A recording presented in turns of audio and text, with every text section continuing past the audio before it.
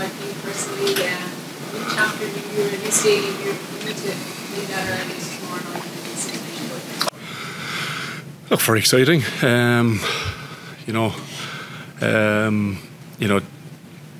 Every opportunity you get to play for Ireland is huge, but this one seems particularly special, not just for me because I'm under my circumstances, but for the group and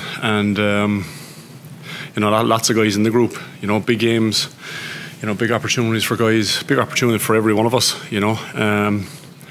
To continue our journey on, and what a place to do it. What a stadium! Just coming in there from the captain's run. I haven't been here in a long time, and unfortunately, not great memories. But what a place to play rugby.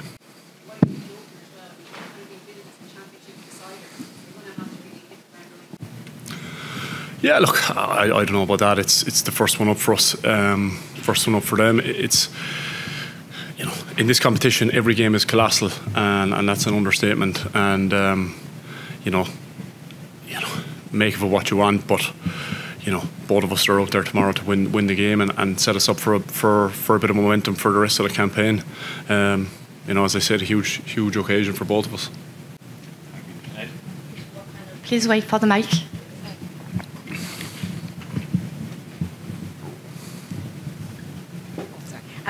What kind of energy has Joe McCarthy brought to the team, and what's it like having him in there? Yeah, look, he's obviously what the performances you've seen is the energy that he's bringing. Big, athletic. What a man to do extras to learn. He's been in a bit now, and you can see every camp he goes away, he's picking stuff up and he's learning and he's putting it in his game. And a young man, eager to learn and perform and play well and impress, and that's exactly what he's done. Destructive would be a word I'd use for him, but loves the game, is a great man to have around, great crack, and has really added to our squad in more ways than just rugby. And has your former teammate and friend Johnny Sexton been in touch, taking on the new role now? Yeah, look, I've obviously been very close to him for a long time, and not for rugby reasons, but we've been in touch for many other reasons. I had a good chat with him a few weeks ago, and he's in good form, I can report. Hi Peter, you've obviously captained teams throughout your career, but just in terms of taking on the Ireland captaincy, is there anything in particular you would have picked up or learned from Johnny over the last couple of years? Of course. I'd be shocked if you asked anybody in that dressing room who's played with Johnny if they hadn't picked up something from him, and as I've done from all the leaders I've come across in my career, that's kind of what the game is about, is learning and being diligent to pick stuff up off guys who have figured it out, and he certainly was one of them.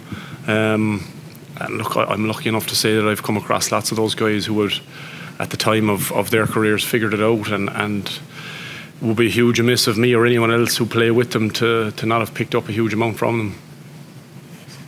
Yep. Hi Peter, Aisling here from Off the Ball. Do you embrace the challenge of being the captain? Obviously it's a big occasion for the team, so many players making their debut as well. Do you embrace all of that? Do you talk about it, or do you focus on getting out there on the pitch and playing?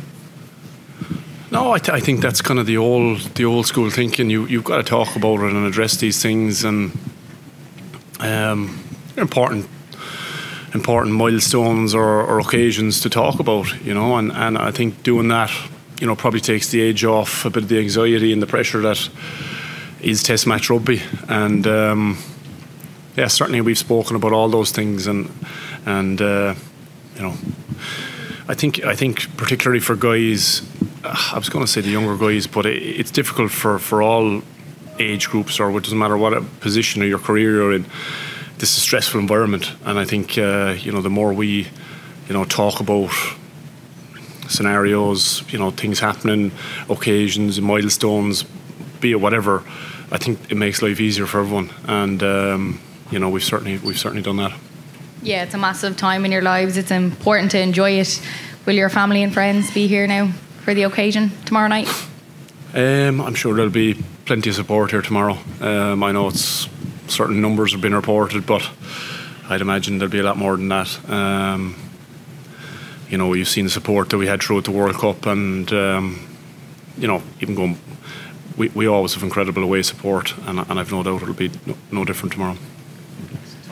Peter, how important is to deliver a performance tomorrow night to move on with what happened in the World Cup quarter-final in your view? Performance is paramount. You know, for every test match, we're not trying to prove a point to ourselves about what happened. You know what I mean? We're trying to prove to ourselves a performance, prove to ourselves, you know, where this team is at, where we want to go. As I said, setting up momentum. It's not about, you know, putting things right or whatever. It's about the test match tomorrow night. You know what I mean? It's you know, that's what the occasion is. That's the most important thing for us. And as you said, performance is absolute paramount. It's what everyone's here to do. You know, be the best version of themselves, and you know, that's what we're going to try and do tomorrow night. Last question, Stephen. Hi, Peter. Do you feel under more pressure personally as captain now to deliver a result for Ireland? I think the immature version of me would have said yes, but you know, I've plenty of miles on the clock at the moment, and you know, with that brings experience, and I have a great group of people around me and a great coaching staff and playing group that I think we all feel the pressure of delivering performance for Ireland. You know, every time you're picked, you know, not only is it an honour, but it's you know, it's a huge responsibility, and I think we all feel that. Doesn't matter whether you're a captain or, you know, whether you're a travelling reserve, you feel, you know, the responsibility to deliver in the jersey, and that goes for us all. Hi, Peter. Just on the players that haven't made the squad now as captain, do you feel you need to put your arm around them? I'm thinking of the likes of Ian Henderson, who's been part of the leadership group for a long time, and he's now missed out on the squad. Do you have to maybe put your arm around them now as captain? Look, it's funny you ask questions like that. You know, people like that, you know, you talk about Hendy, like, you know, gets bad news during the week.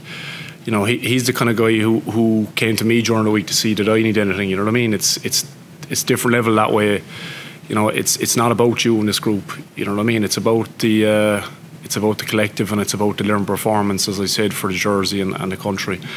You know, 100% you feel, and I've been in that position. You feel disappointed, but you know, you've no right to feel sorry for yourself. You know what I mean? It's about something bigger than that, and we've people in this group who want to do well for the group regardless of what happens, and deliver the best of themselves. And you know, as I said, 100% you're disappointed, but people like that are too big to leave it affect them or the group, and you know, too big personalities. Thank you. That's it for the live section. The rest is embargoed until tonight.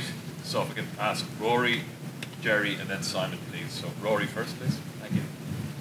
Hey, Peter. There's a great picture going around the internet of you giving 12-year-old Jack Crowley his medal.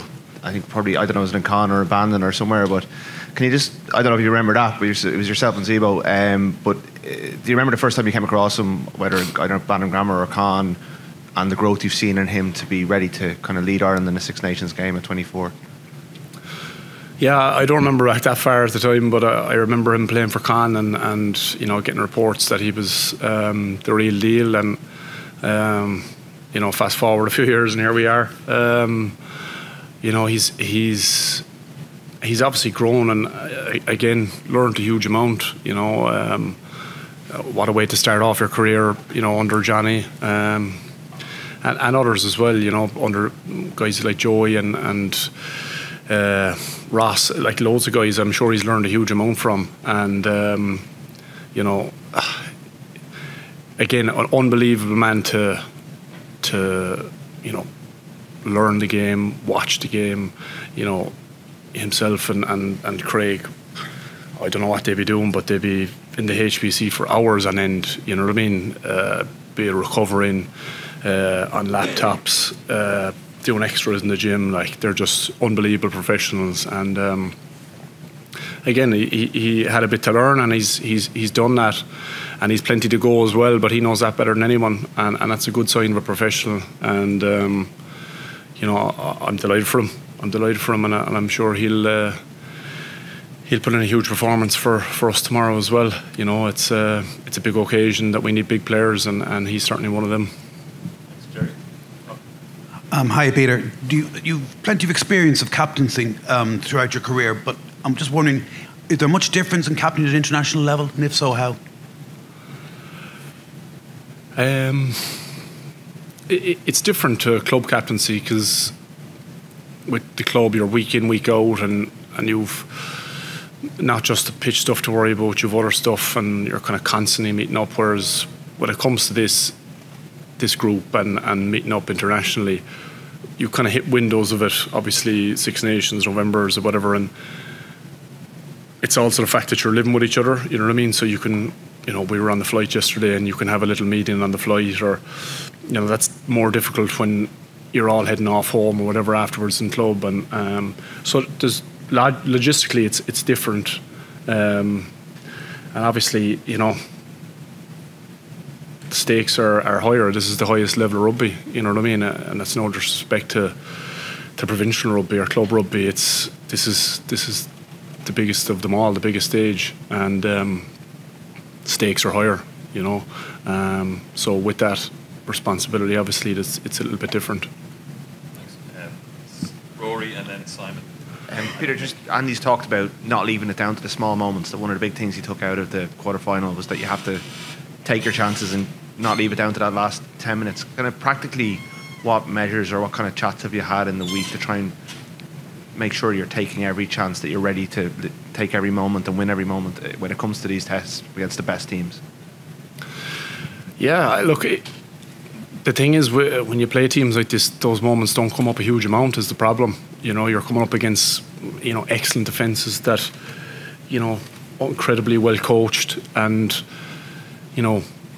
we have to be able to see those moments when they come and take them every time, because, you might get 2 or 3 of them in a match, you know what I mean?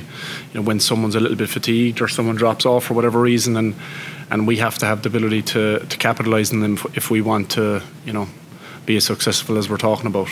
So, we're, again, you review training, you know what I mean? You've bits, we train against an incredible defence every week, you know what I mean, with our defence. So you try and pick holes in that, and then afterwards see where you can get better and improve along with reviewing games, Thanks, Simon. Yeah, hi Peter. I'm just wondering, you were made Munster captain as a young man. How much have you changed in the way you captain teams over that period of time?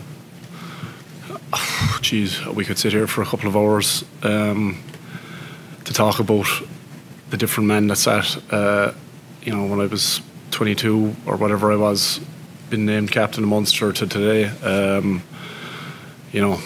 Different animal altogether. For lots of reasons, the game moves on. I think leadership moves on. People move on. People's circumstances change. Different experiences. That all adds to what you are here and now, and it's changed me a huge amount as a person and as a leader. I'd often look back and think, what were you thinking, like?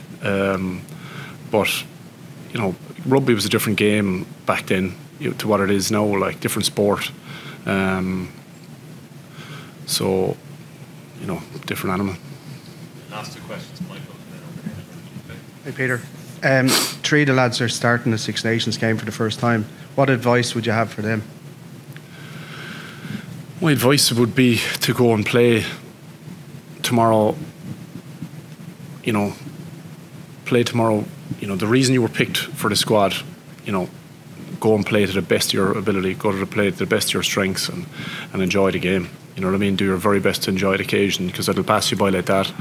And it's hard to get back. You know what I mean? First Six Nations games, first caps. I know we don't have one of them tomorrow, but you know what I mean? It's easy to let it pass you by. But like, everyone in there is picked for, a different little reason, you know what I mean? Bring that little bit of specialness that you've been picked for, and drive it on.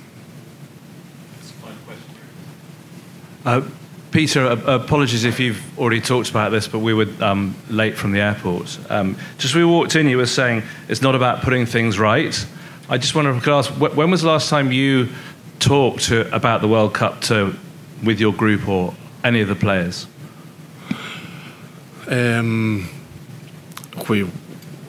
you come across someone for a coffee over the last 6 or 8 months, it probably came up at some point, but obviously we addressed it as a squad when we got back together. Did some reviewing of different moments of the game, but I think at this point now, that has to be a long way behind us, and we have to be looking forward, and forward is Friday, is tomorrow night.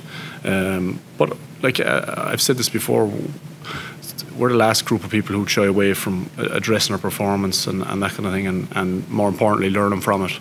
So something that we'd always do.